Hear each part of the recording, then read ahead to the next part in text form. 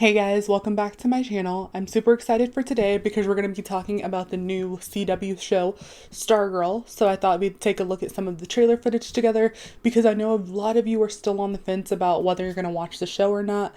But the first episode is actually airing next week, so I want to give you all of my first impressions on the show and whether or not I think the show is worth watching. If you guys are new to the channel, I am Dia Marie, and this is Let's Talk, where I do weekly reviews on television shows, movies, and video games. So if you guys are interested in that type of content, please consider subscribing to my channel.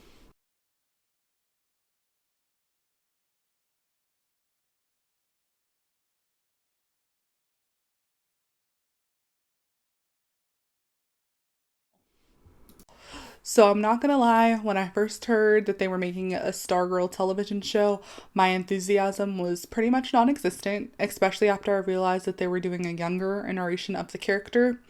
So at this point, everybody's well aware of how CW and all of Hollywood really treats its female superhero characters and females and male dominated genres in general. So they tend to make things less intense and violent, and the stakes just aren't high enough for me to really care about them being in danger. So let's just take a look at the synopsis for the show, and that just says high school student Courtney Whitmore inspires an unlikely group of young heroes to stop villains of the past. So Courtney Whitmore is going to be our 15-year-old sophomore student who plays Stargirl. The unlikely group of heroes is the Justice Society of America, or the JSA, who's going to be featuring characters like Midnight, Wildcat, and Hourman. And the villains of the past is, of course, the Injustice Society.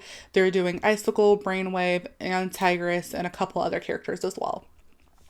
So right now, Stargirl is set to premiere on the 18th of May, which is going to be a Monday on DC Universe.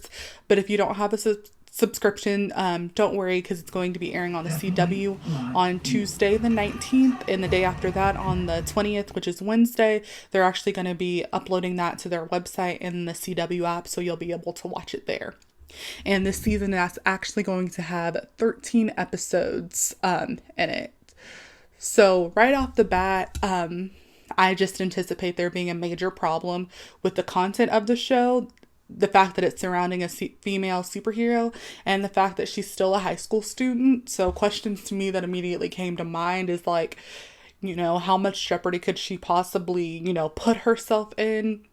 Am I going to be convinced by the writers that, she's actually in any imminent danger?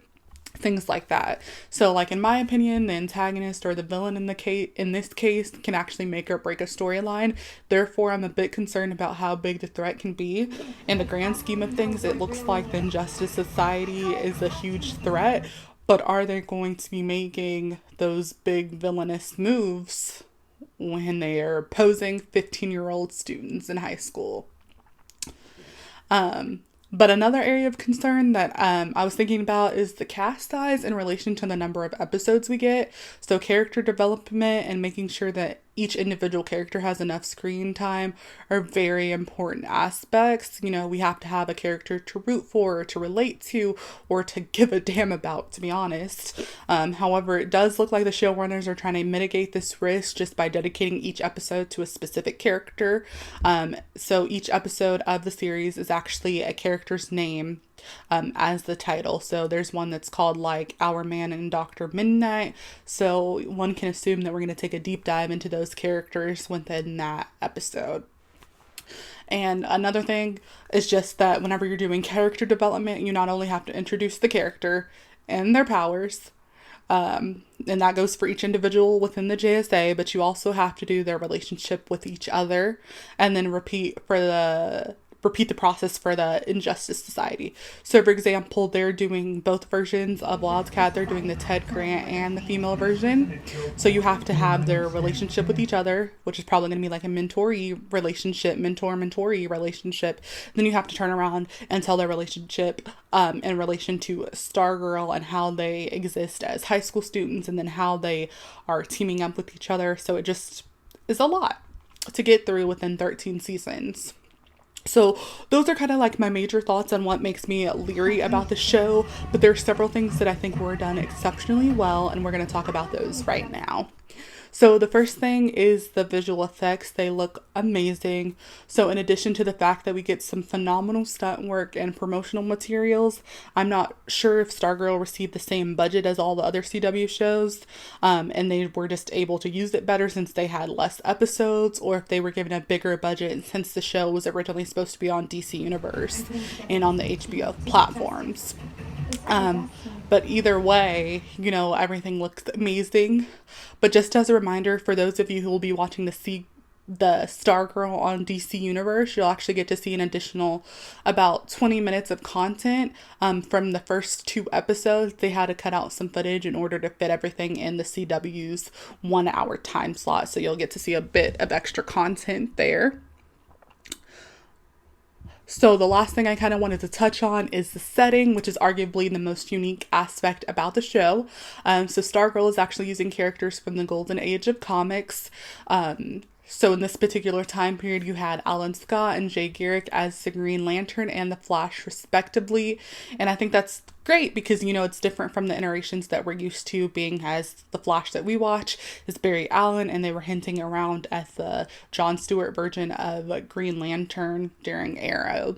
So I love that we're seeing different versions of the characters, and I'm really also very excited that we're not going to have to wait a long time before getting a big team up. I know that each individual show has their own group, like Team Flash or even the Legends, but JSA is on a totally different level.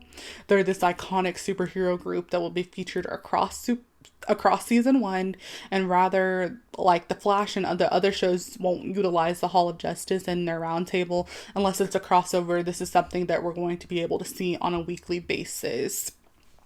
So after seeing some of that trailer footage and breaking it down with you guys, I really think it's safe to say that Stargirl is experimenting with a lot of new and different elements, and these elements can either turn out to be really bad or it can turn out really well. But I think I gave you guys a lot to think about, so I want to know if you guys will be tuning in next week to watch Stargirl. Let me know all of your thoughts in the comment section down below, and don't forget to like this video if you want to see more Stargirl content. But after reviewing all of the information I just gave you guys, I do think that the show is worth a watch.